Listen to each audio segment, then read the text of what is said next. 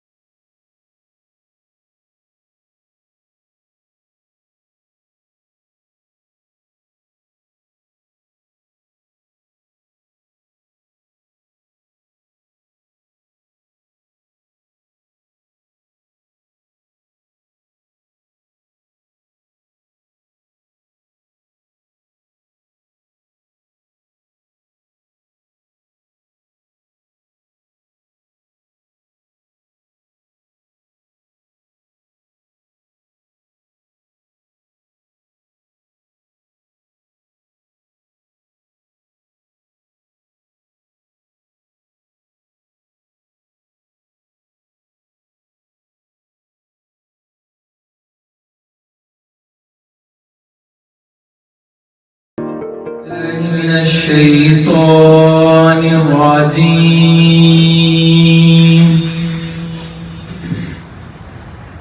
بسم الله फरमाते रसूल सल्लल्लाहु अलैहि वसल्लम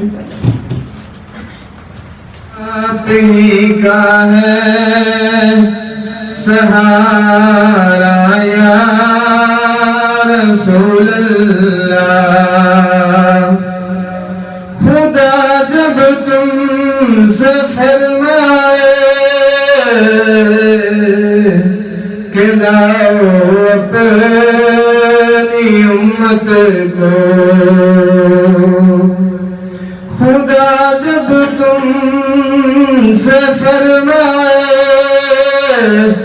کہ لاؤ اپنی امت کو ہماری طرف بھی کر دینا اشارہ یا رسول اللہ ہماری طرف بھی کر دینا اشارہ یا رسول اللہ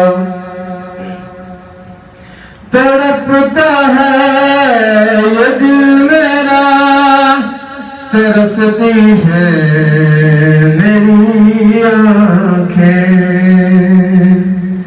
تڑپتا ہے یہ دل میرا ترستی ہے میری faculty staff.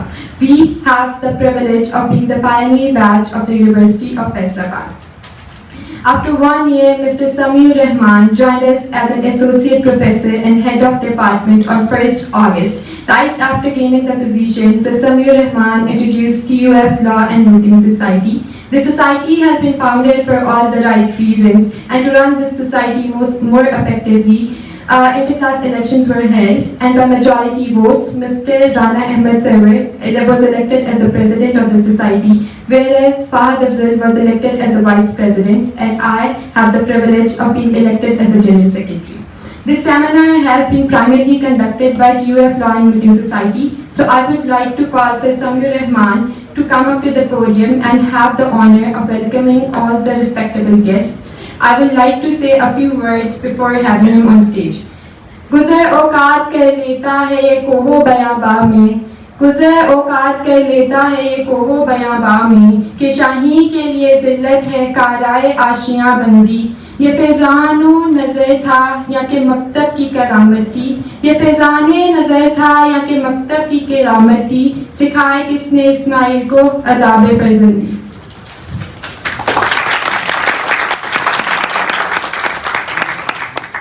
Bismillah wa salatu wa salamu ala Rasulillah. Thank you, Hina, for inviting me to welcome our very distinguished guests, my teachers, my mentors, and my brothers. میرے لیے بہت ہی یہ فخر کی بات ہے کہ آج میں یونیورسٹی آف فیصل آباد میں اپنے انتہائی محترم استاد میرے بڑے بھائی میرے بہت ہی عزیز دوست پروفیسر ڈاکٹر محمد مشتاق احمد جن کے لیے ہم نے آج یہ محفل سجائی ہے اور ہمارے لاء کے ہم نے صرف لاء کے بچوں کو چونکہ موضوع ایسا ہم نے چنا تھا کہ وہ لاء کے حوالے سے تھا Islamic law and the legal system of Pakistan. اس موضوع پہ سر بات کریں گے تو میں ان کا انتہائی زیادہ شکریہ ادا کرتا ہوں کیونکہ وہ ایسے آسانی سے ہاتھ نہیں آتے لیکن الحمدللہ ہمارے ہاتھ آ گئے ہیں تو ہم ان کا بے حد شکریہ ادا کرتے ہیں. ان کے ساتھ ساتھ میں اپنے محترم استاد اور اپنے مربی جن کی تربیت کا اثر ہے کہ آج میں آپ کے سامنے کھڑا ہوں پروفیسر ڈاکٹر عطا اللہ خان محمود بٹو صاحب ان کا بھی میں بے حد شکریہ ادا کرتا ہوں کہ میری ایک چھوٹی سی دعوت پر وہ اسلام آباد سے تشریف لائے ہیں. اس کے بعد میں شکریہ ادا کرنا چاہتا ہوں محترمہ کنیز فاطمہ لیکچرر ہیں school of law university of Gujarat میں کہ وہ ہمارے ساتھ اس کانفرنس میں بھی شریک ہیں اور ہم نے ان کو بورڈ آف اسٹڈیز کی میٹنگ کے لیے بلایا ہے تو اس میں بھی وہ اپنا حصہ ڈالیں گی. تو ہم ان کا بھی شکریہ ادا کرتے ہیں کہ وہ اپنی مصروفیات میں سے وقت نکال کر ہمارے پاس تشریف لائی ہیں. اس کے بعد میرے لیے یہ بہت فخر کی بات ہے کہ الحمدللہ فیصل آباد میں 2 یونیورسٹیز ہیں جو لاء کا پروگرام آفر کرتی ہیں, اور دونوں یونیورسٹیز میں لاء ڈپارٹمنٹ کے ہیڈز وہ LLM کے کلاس فیلو ہیں. تو میں ڈاکٹر عامر مائن صاحب کا بہت شکریہ ادا کرتا ہوں. ڈاکٹر عامر مائن صاحب اور ہم نے LLM اسلامک یونیورسٹی سے اکٹھے کیا. پھر وہ ان کی خوش قسمتی تھی, وہ چائنا چلے گئے, PhD کر کے بھی آ گئے, اور ہم ابھی تک PhD کے مرحلے سے گزر رہے ہیں. تو میں ڈاکٹر عامر مائن صاحب کا بھی بے حد شکریہ ادا کرتا ہوں. اور میں میرے لیے یہ ایک اور بڑی سعادت کی بات ہے کہ میرے اس ڈپارٹمنٹ کی لاج رکھی ہے, جنہوں نے میری لاج رکھی ہے. میں آپ سب کا بے حد شکریہ ادا کرتا ہوں اور اپنے مہمانوں کو تھینک یو.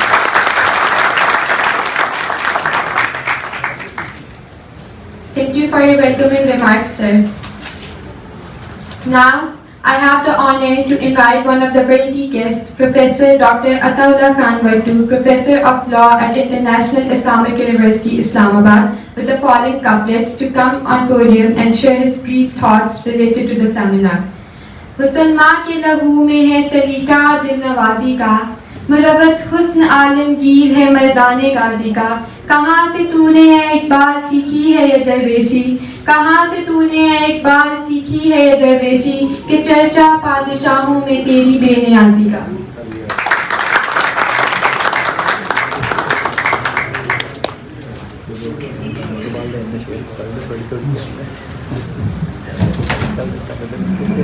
بسم اللہ الرحمن الرحیم. قانون کے طالب علم بیٹھے ہوئے ہیں سب, تو میں بنیادی طور پر ایک شروع کے میں قانون کہانی سنایا کرتا ہوں, تو وہی آپ سے شیئر کر لیتے ہیں کہ قانون ہے کیا چیز. قانون بنیادی طور پہ اگر اس کی جنرل ڈیفینیشن ہم کریں تو یہ کسی بھی کام کی اسی طرح کے پیٹرن پہ اگر چل رہا ہو تو اس کو ہم قانون کہہ دیتے ہیں. If something repeats itself in the same pattern, we call it a law. یعنی کوئی چیز ہم دیکھتے ہیں اور ادھر سے گرائے نیچے ہی گرتی ہے, ہمیشہ نیچے گرتی ہے, repeats always, we call it a law of gravitation. پودوں کو لگائیں تو جڑیں ہمیشہ نیچے جاتی ہیں, shoots come up, roots go down, we call it a law. School میں بھی ہم نے پڑھا نیوٹن کے لا, فلاں کے لا. لا بیسیکلی کسی بھی چیز کے اسی پیٹرن کو ریپیٹ کرنے کو کہیں گے. تو یہ تو ہم کہہ سکتے ہیں کہ لا از اے رول آف ایکشن.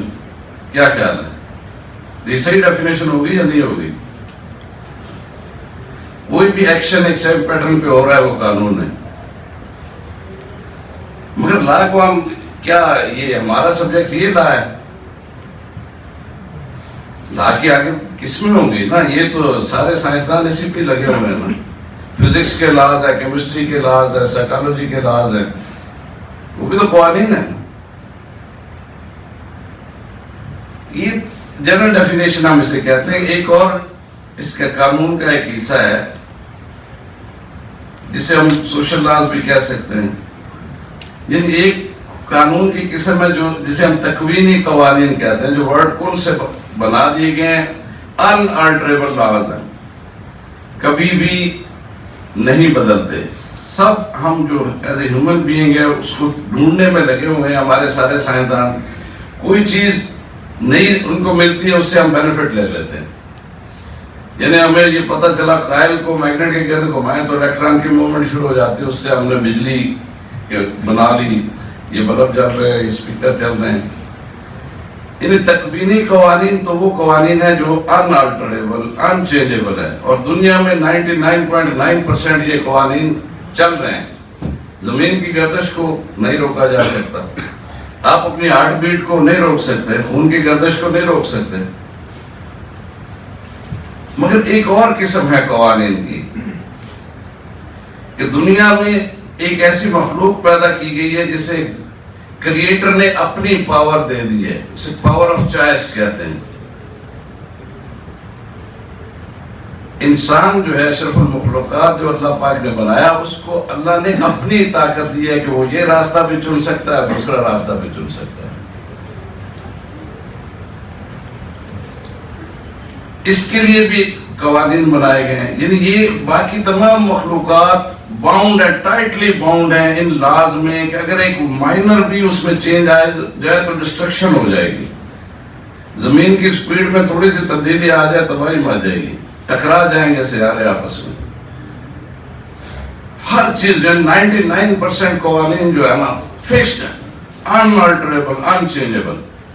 ایک مخلوق جسے اللہ نے پیدا کیا اسے یہ گاڈز پاور ہے چوائس کی کہ وہ جو چاہے کر سکتا ہے نا، باقی مخلوق نہیں کر سکتی. اپنی پاورز میں سے وہ پاور اللہ نے اس مخلوق کو دے دی ہے. اچھے کام کی طرف بھی جا سکتا ہے، برے کام کی طرف بھی جا سکتا ہے. اس کو مانیٹر کرنے کے لیے کہ کون سا بہتر کام ہے. ارسطوٹل تو کہتا ہے نا گریک میتھولوجی میں بھی اور ادھر فلاسفی میں بھی کہ پاور آف چوائس دینے کے بعد کریٹر نے ان کو پاور آف ریزن دے دی، جس سے وہ اپنے چوائس کو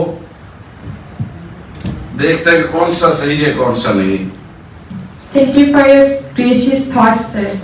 Moving forward, I feel immensely tired to be standing here and welcoming our chief guest for the day, Professor Dr. Muhammad Mushtaq Ahmed, Chairman Department of Law, Mirpur University of Science and Technology, Azad Jammu and Kashmir.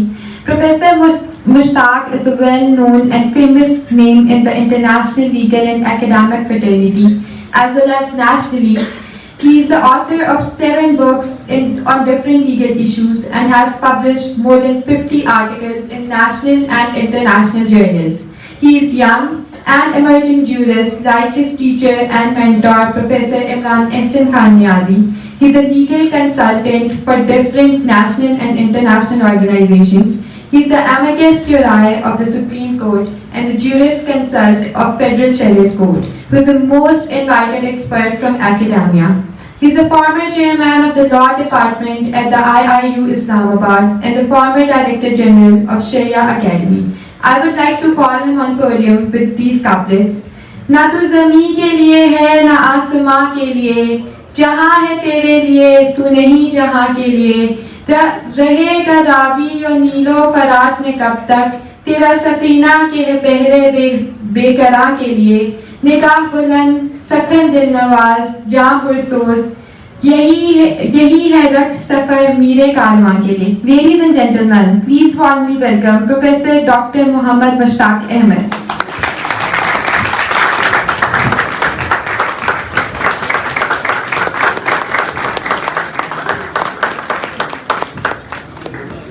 بہت شکریہ، thank you.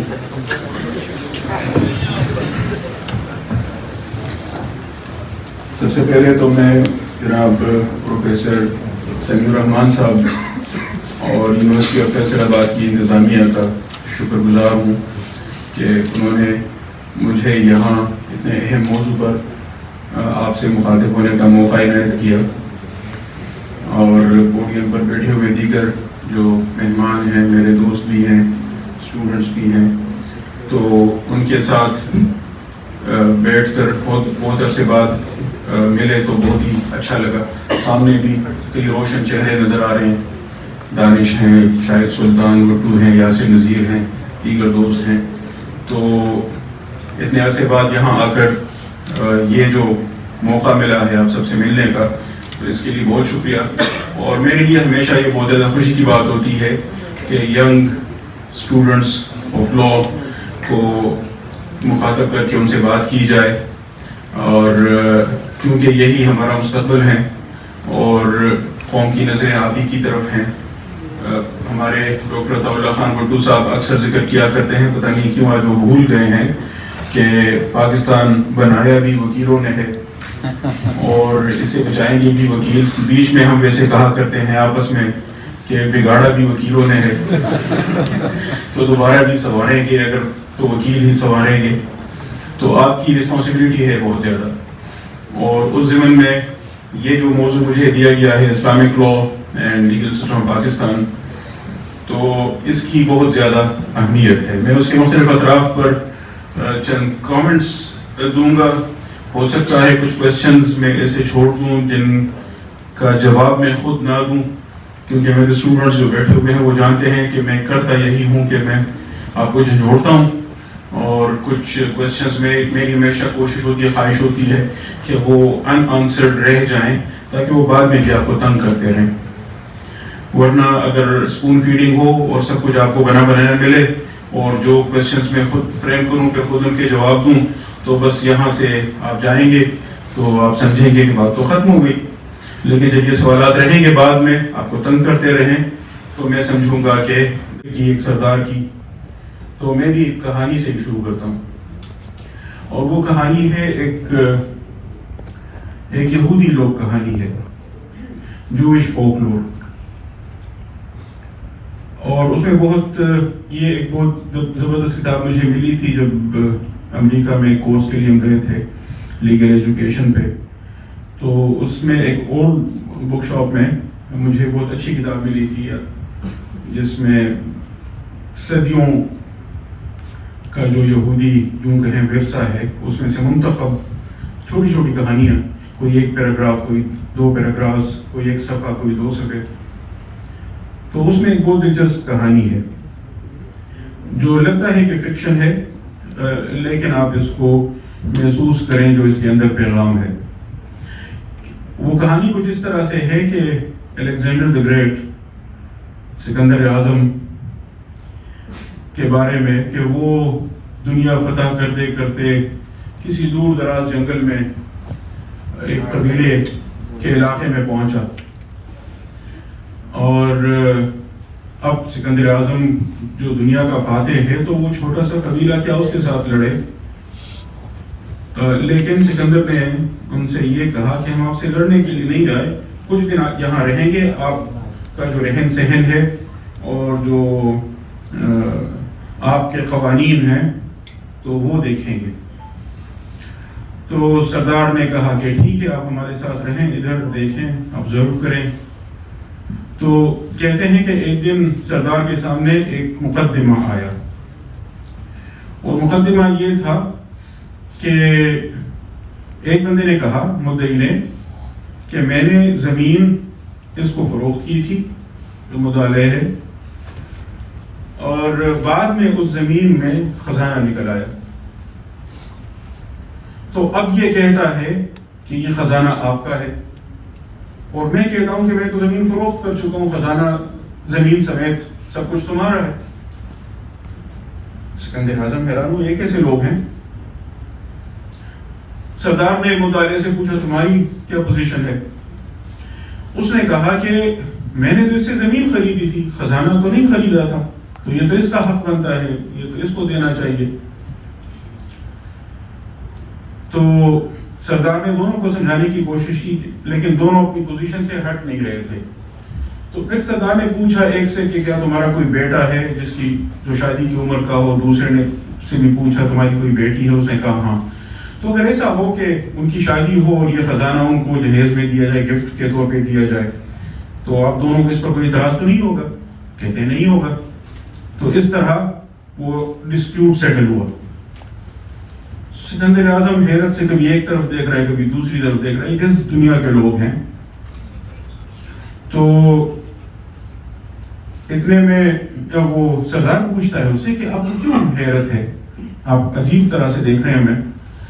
Sikandar نے کہا کہ ہمارے ہاں تو ایسے نہیں ہوتا. تو اس نے کہا کہ ہاں اگر یہ مقدمہ آتا تو کیا کیسے ہوتا؟ اس نے کہا ایسے ہی ہوتا کہ یہ جو مدعی ہوتا یہ کہتا کہ زمین میں نے فروخت کی تھی، خزانہ میرا ہے، اور وہ جو ڈیفینڈنٹ ہے وہ کہتا کہ سب کچھ میرا ہے، خزانے سمیت زمین میں نے خریدی ہے، اس کے بعد اس میں سے کچھ نکلا ہے تو وہ تو میرا ہے.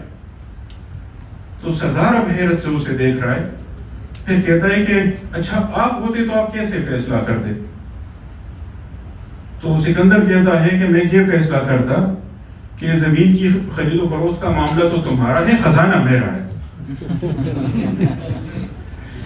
And this is not just a joke. آپ کانسٹیٹیوشن میں دیکھیں all mines and minerals state کے ہیں، اور نہ صرف ہیں بلکہ have always been، ہمیشہ سے، یعنی assumption یہ ہے کہ یہ ہمیشہ سے ریاست کے ہیں. یہ نہیں کہ آج آپ نے زمین خریدی کر فروخت کی تو ہم اس چکر میں پڑیں کہ یہ اس سے پہلے سے یہ اس میں تھا یا بعد میں کوئی چیز دفن کی گئی ہے یا کوئی وہاں مائنز اینڈ منرلز پیدا ہوئے ہیں. اس چکر میں پڑیں گے ہی نہیں, بلکہ یہ جتنے بھی ہیں مائنز اینڈ منرلز یہ کس کے ہیں؟ اسٹیٹ کے ہیں. اسٹیٹ کیا ہے؟ Fictitious person. اور وہ چونکہ میں نے وٹو صاحب کے پاس واپس جا کے بیٹھنا ہے تو ان کو یہ کیس بہت پسند ہے, تو اس وجہ سے اس کا ذکر کیے بغیر میں نہیں چھوڑ سکتا. کہ اس کا کیس کا ٹائٹل ہے غزالہ تحسین زہرا ورسز مہر غلام دستگیر, اور P L D supreme court 2015 اور پیج نمبر 12 مجھے یاد نہیں ہے, 2015 پی ایل ڈی میں آپ کو مل جائے گا. وہ پیٹرنٹی کا کیس تھا. باپ نے بچوں کی کے نسب سے انکار کیا تھا, اور ہمارے ہاں عام طور پر یہ چونکہ آرٹیکل 128 آف دی قانون شہادت آرڈر میں یہ ہے کہ اس مدت کے دوران میں ویڈ لاک کے بعد, شادی کے بعد اگر اور یا شادی کے ڈیزولوشن کے بعد اگر اس مدت کے دوران بچہ پیدا ہو, جو مدت وہاں اسپیسیفائڈ ہے, تو اس کو تو یہ اس کی لیجیٹیمیسی کا کنکلوسیو پروف ہوگا. کنکلوسیو پروف کی ڈیفینیشن آرٹیکل 2 آف دی قانون شہادت آرڈر میں یہ دی گئی ہے کہ عدالت اس کے خلاف ثبوت ایڈمٹ ہی نہیں کرے گی, الاؤ ہی نہیں کرے گی.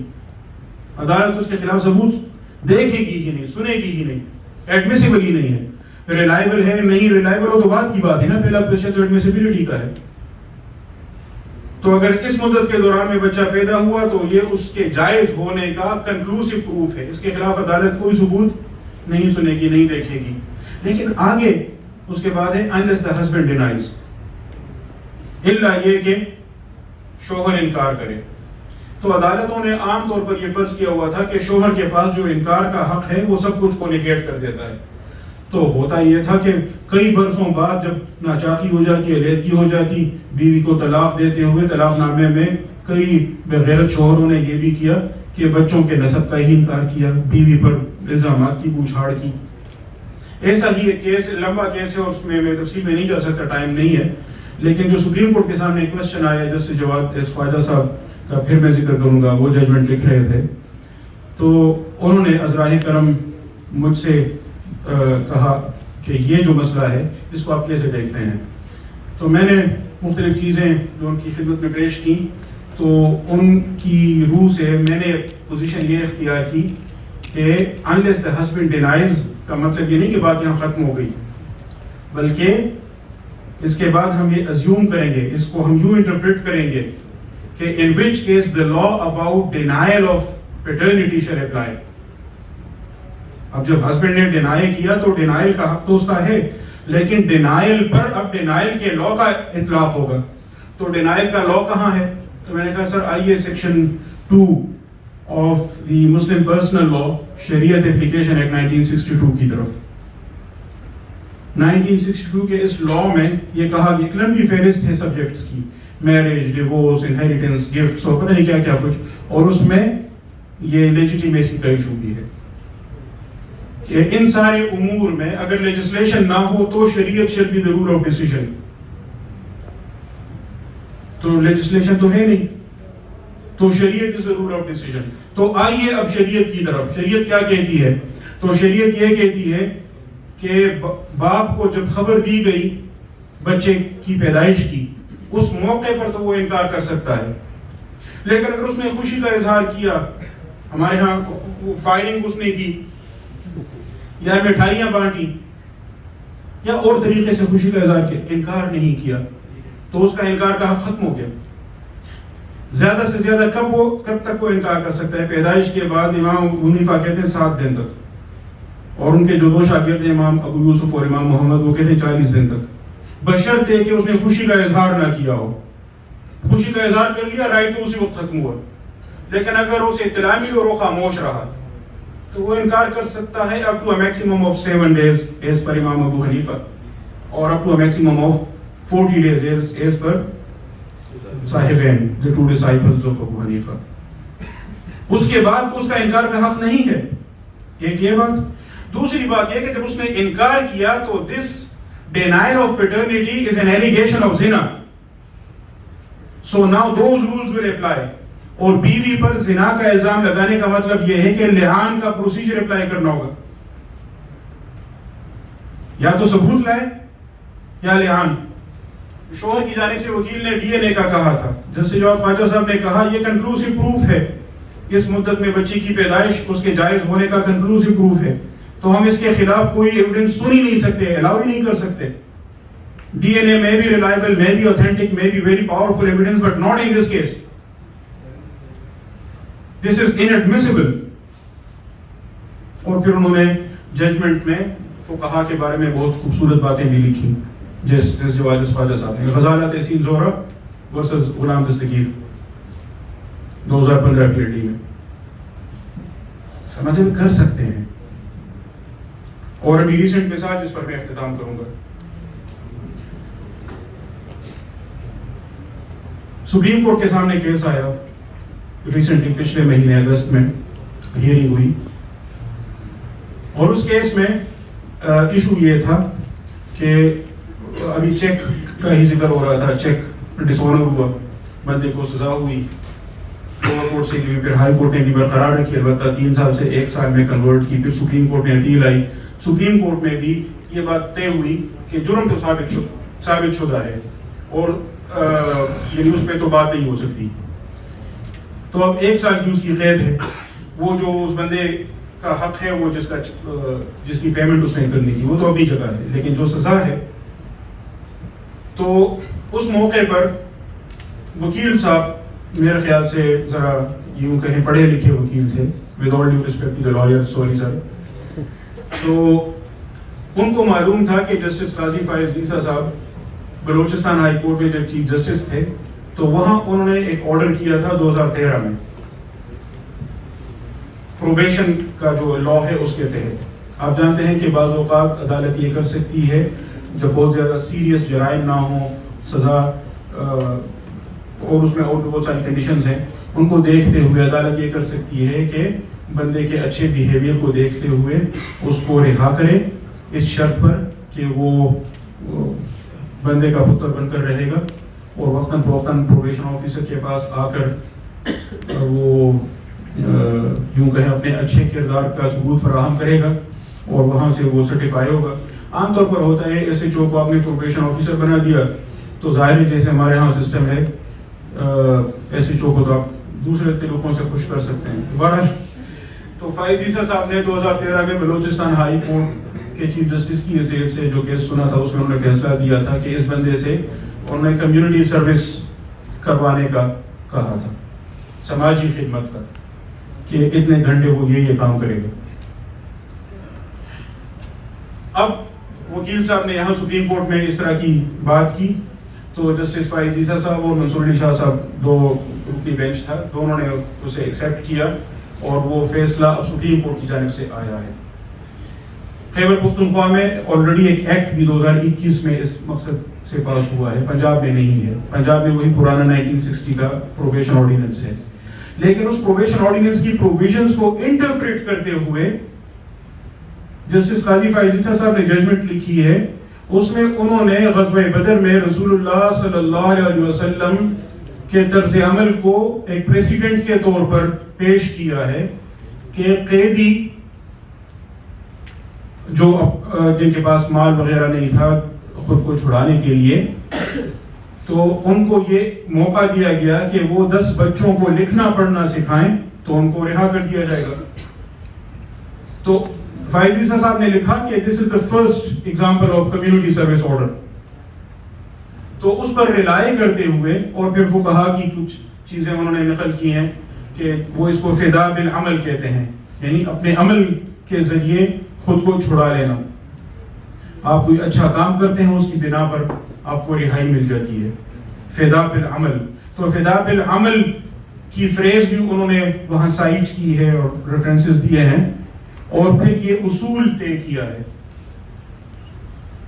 کہ Islamic Shariah which includes analogous precedents from Islamic jurisprudence is a valid source of statutory interpretation. Statutory interpretation کے لیے آپ اسلامی شریعت سے دلیل لا سکتے ہیں, اسلامی فقہ سے مثالیں لا سکتے ہیں. اور فٹ نوٹ میں حوالہ دیا ہے آرٹیکل 227 آف دا کانسٹیٹیوشن کا اور section 4 of the enforcement of شریعت ایکٹ 1991 کا. سو دا ڈور از وائڈ اوپن. بس یہ ہے کہ آپ یہ اپنی ذمہ داری آپ نے پوری کرنی ہے. If you provide assistance to the court in a proper way تو پھر وہ اپنی